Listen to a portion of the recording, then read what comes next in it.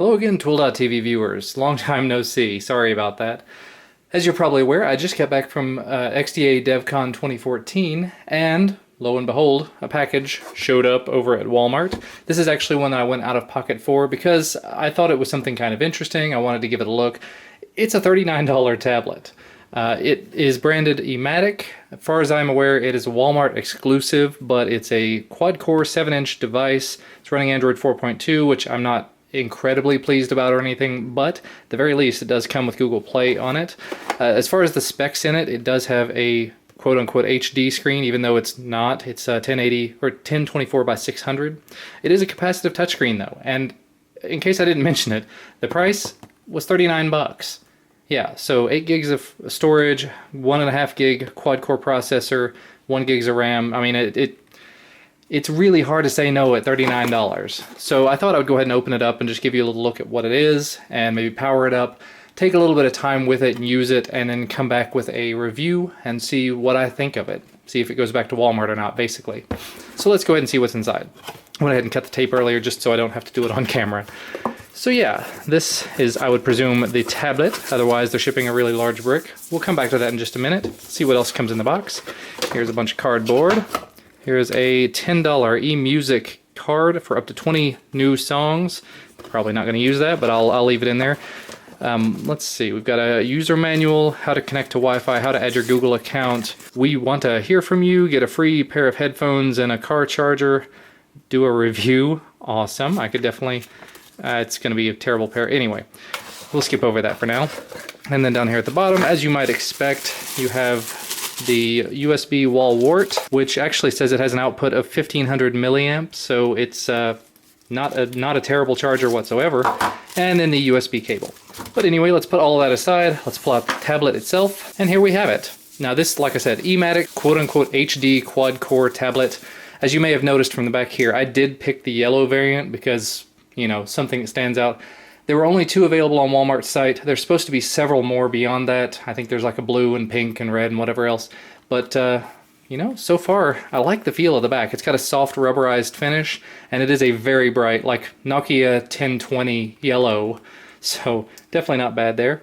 You have all these little diagram here on the side that shows what things are. Microphone, power button, headphone plug, USB. That is a micro USB plug.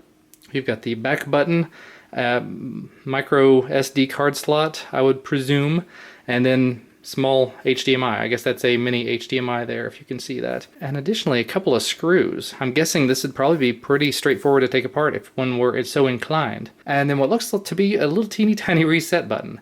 May have to use that at some point. I'll take a look at that and see what it is. I can only assume, because I don't see anything on the front here, that this is the speaker grill. I guess again I'll find out here sometime soon. But let's go ahead, we'll flip it over. Let's figure out how to get this plastic off the front. There we go. Peel that plastic away. And let's power this sucker on. Now that button, both the buttons are quite raised. Don't know if that's going to be a problem or not. Probably not. Hopefully not. We'll give it a power up. Let's just make sure it works. There we go. I'm guessing the battery must be entirely dead. I went ahead and plugged this into a wall charger I already had. And this is not the cable that came with it. This is a cable that came with my Tilt backpack. But as you can see, it is powering on, so I should be able to see here in just a moment if it actually has any charge to it.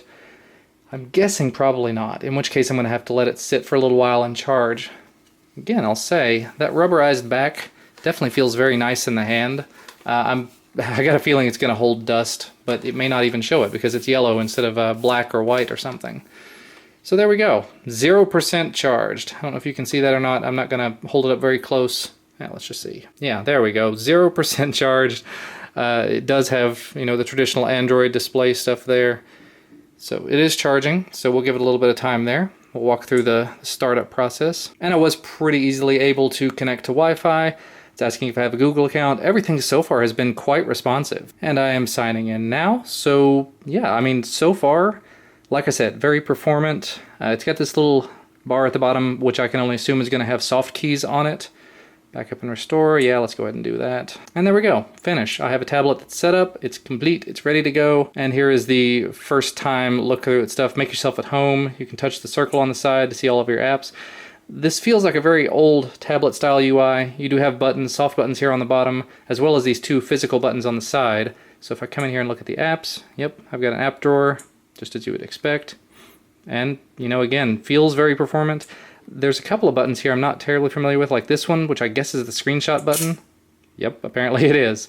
You've got volume up, volume down. That's very interesting to see on a tablet, but I guess if you don't have volume up, volume down keys, you have to have them physically somewhere. And other than that, you know, you've got a pretty standard suite of applications, several Google apps.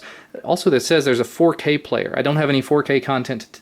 Actually, now that I say that, I could probably capture some 4K content on my OnePlus One and give it a good test over here. I'll do that over the next couple of weeks. Movie Studio, File Manager. Very, very loud there. That's pretty nice. And surprisingly enough, the volume coming out of that back speaker, even though it was only turned up, you know, part of the way, was not bad at all. So like I said, I'll be giving this a thorough test over the next few weeks to let you know if, for 35 bucks, if it's worth it. We have already moved up to 1%. Don't know if you can see that or not. But there's also camera. There's not a rear-facing camera, but there is a front-facing. Let's see what that does. Well, I tapped it. There we go. All right, low battery, need to close camera. Good to know, good to know. So yeah, I am at 1% battery. I'm gonna let this charge over the next couple of hours. I'll probably just turn the screen off and let it go. And yeah, if nothing else, for 39 bucks, a tablet that seems to have pretty decent performance and space to expand with this micro SD card slot, and actually a launcher that will rotate, that's very nice.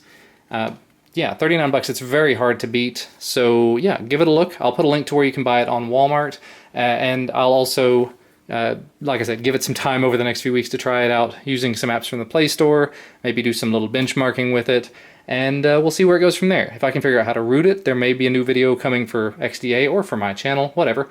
And yeah, I'll keep you guys apprised as to where I am with it. We're at 2% battery now already, by the way. So yeah, thanks so much for watching, guys. Let me know if there's anything specifically you want to see with regard to this tablet, be it gaming or video playback or anything like that. I'll be talking about it all in the full review, which is coming soon. Thanks for watching, though, and I'll see you next time.